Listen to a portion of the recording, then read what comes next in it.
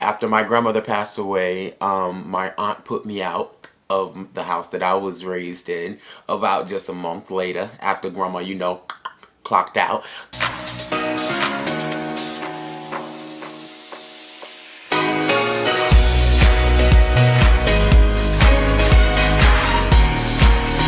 What up, beautiful people? I'm your host with the Absolute, and I hope you remember always most Apollo with the SH, and I definitely bring the tea. Alright, now listen, I'm not my chipper self right now because I got a little bit of explaining to do for y'all. Okay, so yes, I first started my YouTube channel back in October and did it for like a month, and I uploaded 44 or so videos in that first month, so yeah.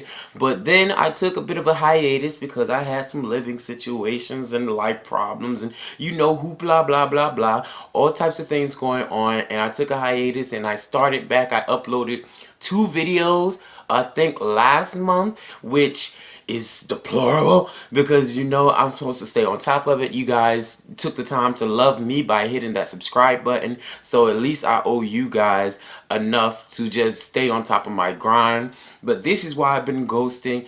I started my YouTube channel right after my grandmother passed away. So yeah, you can kind of see, like in my past videos, see the different sceneries and different backgrounds. That's because I was kind of bouncing around from kind of like neighbors to neighbors house at first, because after my grandmother passed away, my aunt put me out of the house that I was raised in about just a month later after grandma, clocked out. Yeah, so I was going from neighbors to neighbors house, and also then I had moved in with my best friend. It was pretty stable then. It was pretty stable then, but then I had came into my inheritance, got some life insurance money from grandma, and then here comes the snake. My ex-boyfriend. I don't even like to call him an ex because I believe he's just a big mistake. But anyways, my ex-boyfriend came along shortly after that. Not even shortly after that, like the next day that I cashed it, is like, I don't know, was he on my shoulder or something? Like, ooh, nigga, I know you just got that check. Yes, that I'm gonna have to do another video about my ex, because it's so many receipts that I need to put in here. So basically, my ex came up here. He used me for everything I had. I went and got a car or whatever. He kept getting jobs all the way like 45 minutes, hours away. Had to get up at 4 or 5 a.m. in the morning just to drive him all the way to work. And also, like, he wasn't affectionate enough for me. Basically, like, I recently came upon some other information, which I will be putting in the next video, just dedicated to you, LaKelvis. Just dedicated to you. I came upon some new information because me and my ex, we actually had started roommating with one of my friends. And my friend ended up putting me out like a month later. He talking about, you gotta go, but Lakel can stay. This, that, and the third. It was already fishy. But I coming along this new information saying that the night that I was put out from there, y'all all in there having an orgy. Like, what are you celebrating the banishment of Apollo? Like, what's going on? Somebody let me know. But I mean, that situation, it was just totally, like, I was already in a low place in my life, and for a person to come into my circle and for people that were already in my circle to just do me like that, treat me like that, and dog me out like that, it was just absolutely deplorable. So I moved from there, moved in with another lady. Some financial problems were going on there where she wanted $150 a week. I stayed there for 2 weeks. 3 weeks, actually. And yeah, I stayed there for 3 weeks, and I gave her $300 for those 3 weeks. So that's like $100 a week. So the first week I had just got my 2 jobs. So I did, because originally we were supposed to pay $150. But the first week I just had my 2 jobs, so I didn't get paid yet. So I paid her that $150 for the second week, and then third week come on, I'll give her $150 again. So mind you, I'm sleeping on your lumpy, crippled ass sofa that you got downstairs in your living room with your loud ass kids that get up in the morning when I'm just getting home. I get home at 7. They're getting up at 7 to get ready for school.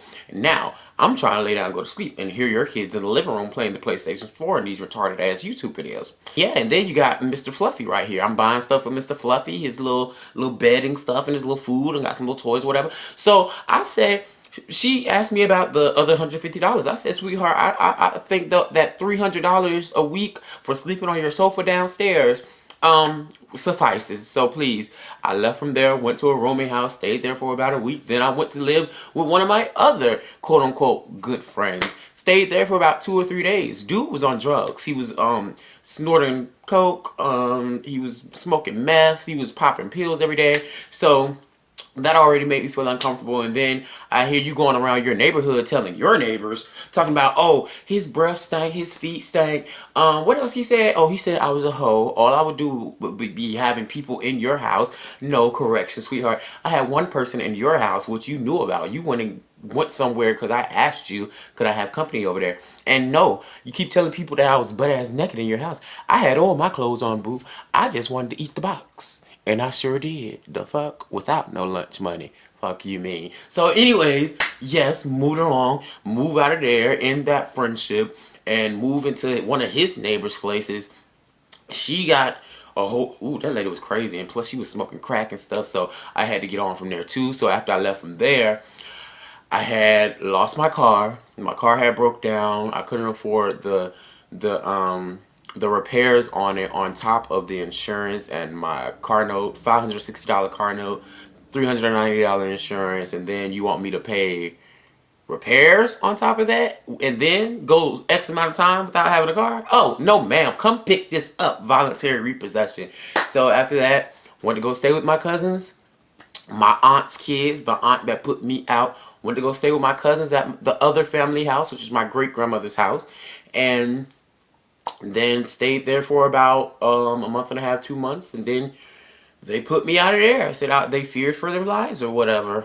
I don't know how you're fearing for your life, baby. You don't have to fear for your life because you don't. Okay, yeah, never mind. You don't have to just fear for your life. But anyways, so yeah, they got me up out of there. But you know, everything happens for a reason. Right now, staying with my dad. Me and my dad really haven't had a close relationship while I was growing up, but like I said, everything happens for a reason. Like we're getting that fatherly and son bond, like, you know, together. And my dad's awesome. Like, I was fed a lot of lies about my father growing up. Like, I got 22 brothers and sisters. Don't even ask me about that, child. I had 22 brothers and sisters, they say. They say, and it told me a whole bunch of stuff. That my dad didn't want me and all this stuff. If he didn't want me, why would I have his exact name? I'm a junior. So, yeah, my dad actually gave me his name because he told me a story about how my mom had X amount of abortions and she was gonna abort me. And my dad's a pastor, and he told her, he was like, "Well, listen, God spoke to me, and I believe that this one right here is gonna be special. This one is gonna do something, and I will give him my name to show you that." And I really appreciate him for that because at the end of the day, I wouldn't be here without Dad. So yeah, I'm here with Dad.